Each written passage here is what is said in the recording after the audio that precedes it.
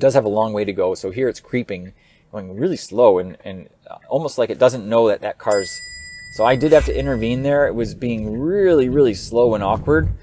Not sure why it did that, because that was a four-way stop. I love these intersections, how you can just look at all the detail. It is really amazing how much it shows. And I love how you can spin around and you can look at the front of the car and zoom in. Alright, so our trip is complete. Now we're going to go ahead and tell the car to take us home. So all I need to do is put it into drive. If a self-driving car can make its way through an area like this, I think it's going to solve for more than 50% of the use cases, I would say. And there, it seemed to have seen something in the road and swerved out of the way for something. I didn't see anything. Hey guys, John here. All right, today is Wednesday, May 11th. We're gonna see if full self-driving beta can take me from my home all the way to the hardware store. I'm gonna take it over to Home Depot here on my lunch break. I am optimistic that we're gonna be able to get there without any interventions or disengagements. This is still version 10.11.2. I don't think anybody has the newer version, but the newer version, according to Elon Musk, is going to have a lot of great new updates added in. He says this is pretty good. 10.12 will have major improvements for tricky, unprotected lefts and heavy traffic in general. We're also making good progress with single stack. And then he goes on to say that 10.12 will significantly improve unprotected left turns. And then my favorite one is where he says that the next release, 10.12, is another step towards all neural nets using surround video and reconciling output to a unified vector space for control code. Whoa, super high tech there. And then he says, improves complex intersections in heavy traffic. Now that I'm really looking forward to. And then many upgrades to core code, so taking longer to debug issues, probably Wednesday or Thursday release. And then this one is really exciting. He says, probably this weekend. A lot of code updates means much is discovered during testing. So without any further ado, let's go ahead and get started. All right, so I do have a waypoint dialed in to make things a little bit more interesting. And all we need to do here is double tap down to take off.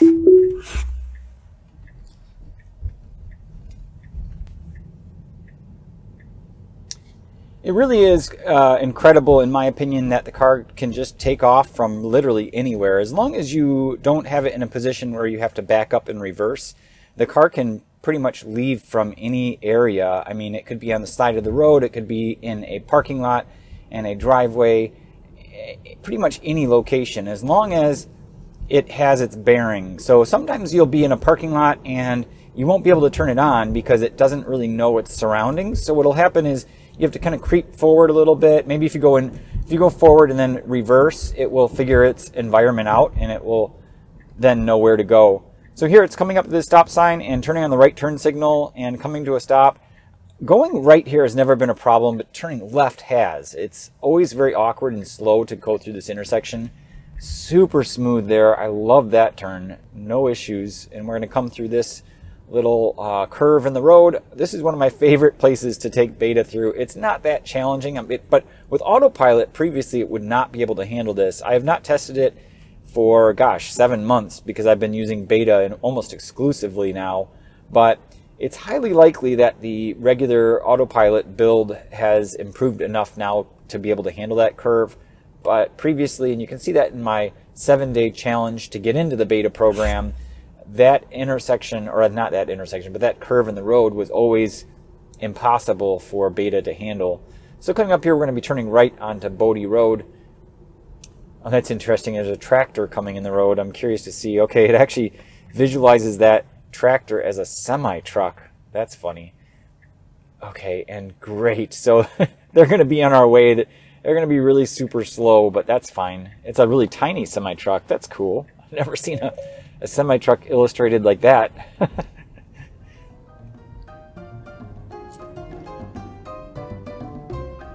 All right, so as I suspected, these guys are going really slow, but that's okay. We're not in any rush. Not too much traffic. It is almost 11:30 a.m.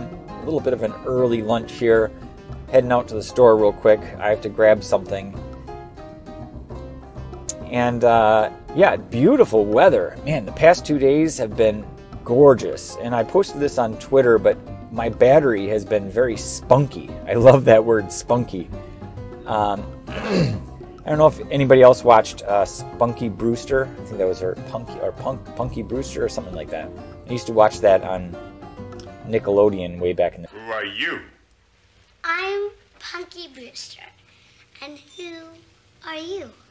But yes, spunky is the best word I can come up with, because when it's warm weather, the battery is just super, I don't know how to phrase it. It's just, you have a lot of bounce. Like you can, if you step on it, it responds really quickly. And the regen is at its best when it's warm out, so it will slow down quite aggressively in hot weather. Okay, so we are looking for a path. So there's a car coming on the left, and it is going slow. So now that car is getting in the right turn lane. I don't have a 360 camera yet, but going really slow here. Nobody behind us. I'm going to let it kind of go slow. Not an issue for me in this situation. So recently I've had a lot of debate on the bumper sticker situation. So I had an FSD Beta Robotaxi in training bumper sticker, but I realized almost nobody knows what that bumper sticker means. And besides, it's not really, in my opinion, I after thinking about it a long time, so I would like to minimize the risk of a rear end collision as much as possible. And even if I can reduce that risk by 1%, I'm fine with that. And that was the point of the bumper sticker. But others have pointed out, well, you're just drawing unnecessary attention to your car. Maybe it will generate jealousy, hate, who knows? And you know, they're right. I think that's a legitimate point, because let's face it, this is unproven technology, and some people might have issues with that. And of course, all the negative points make it into the media. It's very rare that you hear someone glamorizing this beta software in the mainstream media. This software, I always point out the positive and the negative aspects, but it does have a long way to go. So here it's creeping, going really slow, and almost like it doesn't know that that car's... So I did have to intervene there. It was being really, really slow and awkward. Not sure why it did that, because that was a four-way stop. I'm going to report that. But, you know, with the bumper sticker situation, so, okay, I tweeted to DirtyTesla. He's been testing this way longer than I have, and I find it really hard to believe that he doesn't get uncomfortable when someone's right up behind him, because that makes me nervous and anxious that someone's going to hit me. And he has learned, because in the early stages, I think it was much less polished. So he was much less willing, in my opinion at least, he was much less willing to push it to the limits, because he would say, okay, I'm gonna push it forward because it obviously can't do this. But now it can do so much stuff that you kind of trust that it can do everything, and then when it doesn't, it's just really awkward. And that's the angle I'm coming in with. Oh, look at that, it swerved to the left. Kind of an interesting path it's taking. I'm not sure. Okay, so yeah, I did tell it to come to some random neighborhood area, so I don't even know where it's going. I dialed in some home or some location somewhere in this neighborhood here, and it's going to arrive here, looks like in 50 feet. So here we are, we've arrived. This is where I told it to go, but I didn't know it was actually here. So, so now that we're here, if I come over, and the trick here is I step on the brake pedal. Let's try this. Okay, nope. So it still is the case that you have to put it in park. So I put it in park, and now I can say continue trip. Calculating route. Great. So now I can put it back in drive and carry on with the ride here. So any second, the steering wheel icon will come up, and I can double tap down, and it will take off. But just to finish my thoughts, I'm jumping all over the place. Sorry, guys. The bumper sticker situation.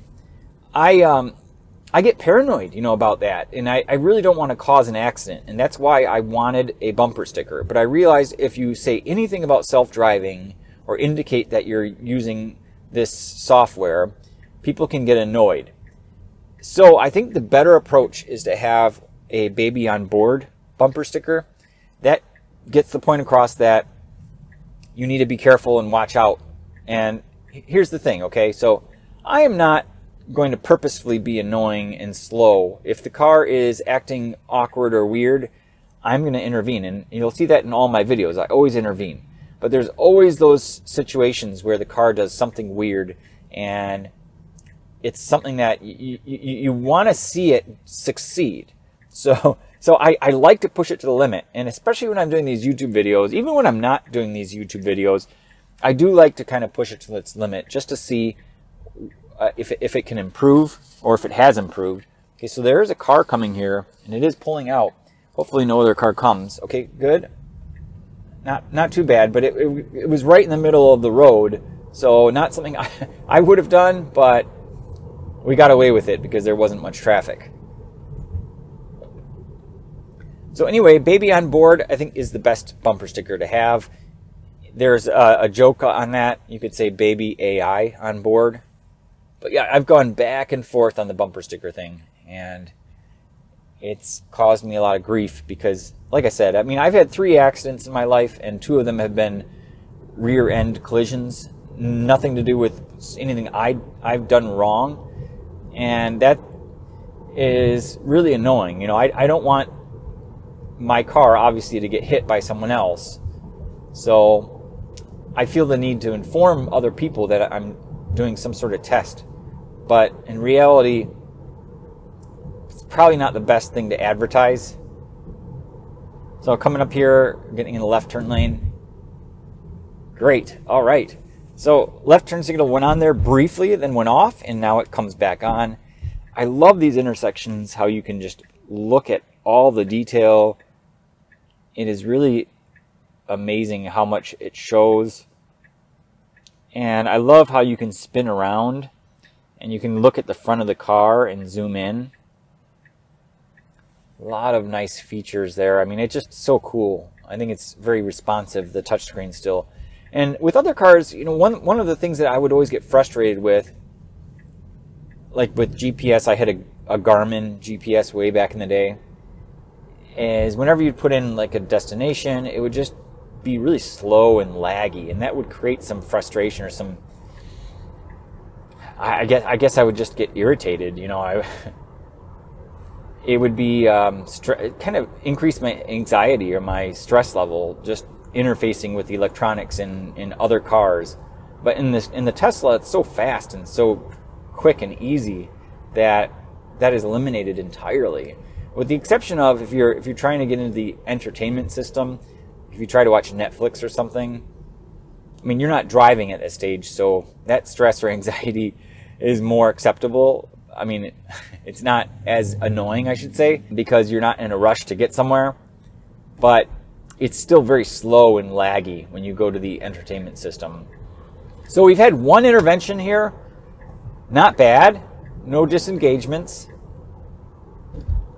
And I think we're going to make it to the rest of the way here. So it's coming in this entrance a little bit further up here, which is fine. Sometimes I'll turn down that road there. 1 road earlier.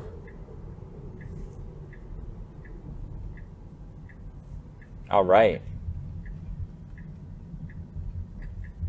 Not bad there. Okay, and then looks like it's going to turn left here. Okay. Ooh, there's a car coming up behind me. Almost got honked at. They were in a rush. Okay, and now not sure how it's going to handle this. It looks like it's wanting to go right here, slowing down. Okay. Not bad there.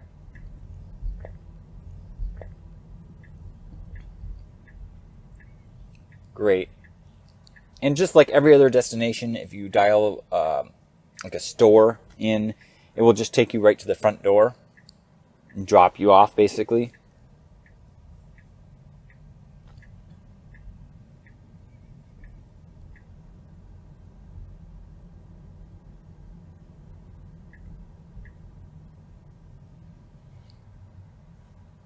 Zero feet. Navigate on autopilot ending. Navigate autopilot navigation complete. Press accelerator to resume. So I always like to just cancel out of it from here. Alright, so our trip is complete. Now we're going to go ahead and tell the car to take us home. So all I need to do is put it into drive. and double tap down. Now I'm skeptical it will be able to get out of this parking lot, but let's see how it does. So here we go, double tap down.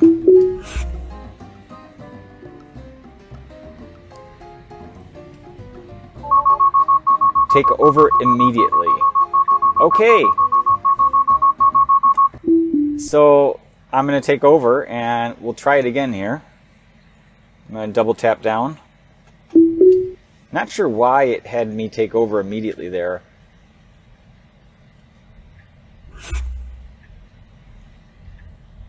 So the car knows it needs to go right here. Hopefully it sees this curb.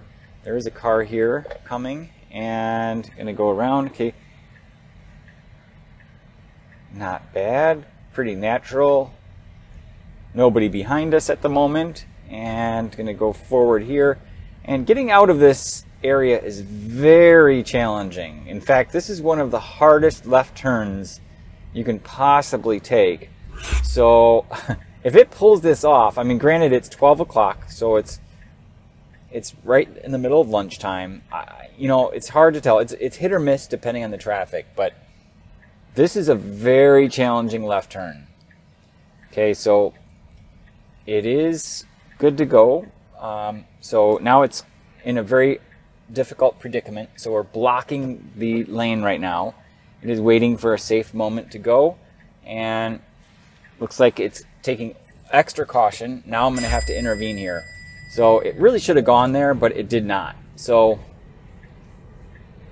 I did have to take over there. Okay, and then going to go through this intersection. So that's one intervention. Hey, you know, one intervention coming to Home Depot, one intervention returning. That's cool with me. So it's going to be a pretty straightforward trip back here. So we'll go ahead and maximize the screen here and let the car just take me all the way home.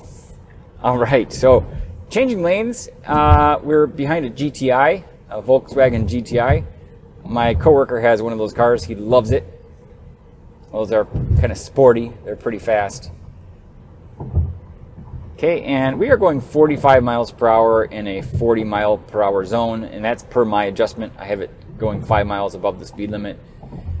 Not too tricky. We are in the northwest suburbs of Chicago, so it's not outlandishly difficult, but hey, this is like a normal environment, I think, for a lot of people. So if a self-driving car can make its way through an area like this, I think it's going to solve for more than 50% of the use cases, I would say.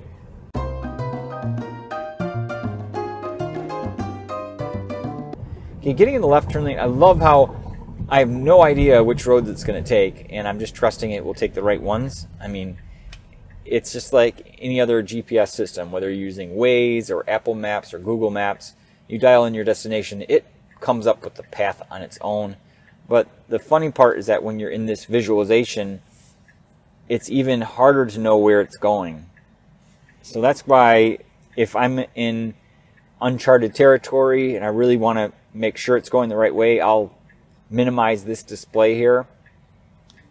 But for this drive, no need. It's nice to see the visualizations here. So waiting for the light to turn green. And once it's a green arrow, it's going to proceed through this intersection. Not anticipating any issues here. Okay, looks like we are next, and there it is, the green arrow. Okay, looking for a little bit of feedback on the steering wheel.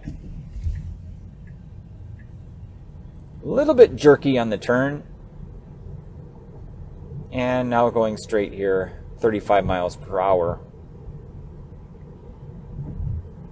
This is the best situation to be using full self-driving beta. Nobody behind you. Calm, clear afternoon. Well-painted lines. A nice, quieter road. And there it seemed to have seen something in the road and swerved out of the way for something. I didn't see anything.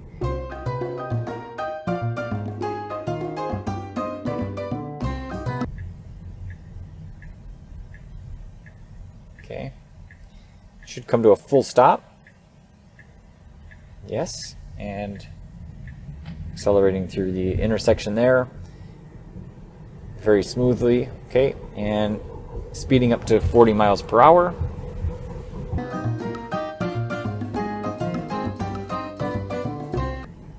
Okay, left turn signal goes on, and we have a car here, and they're going to go through. Another car coming. We do have the right of way. It's our turn. Very natural there. It's exactly what I would have done.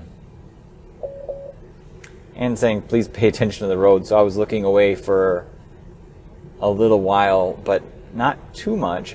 So the 7-1 rule still applies. For anybody who is not aware and maybe new to beta, just be aware that you cannot take your eyes off the road for more than 7 seconds. And you do need to keep your eyes on the road for at least 1 second. And it's that sequence of eyes on the road and eyes off the road that the in-cabin camera is looking for. Here we are getting the left turn lane. Alright, so the car is coming up to a left turn here, and the person behind me gets up really close and actually gets very, very irritated with the amount of time my car takes to execute this left turn. Okay, guy's putting his hands up in the air like, what is going on? So that is the awkwardness that I don't like. You know, that guy was obviously annoyed with my car going slowly there. All right, we are back. Thanks a lot for watching, guys. We'll see you in the next one.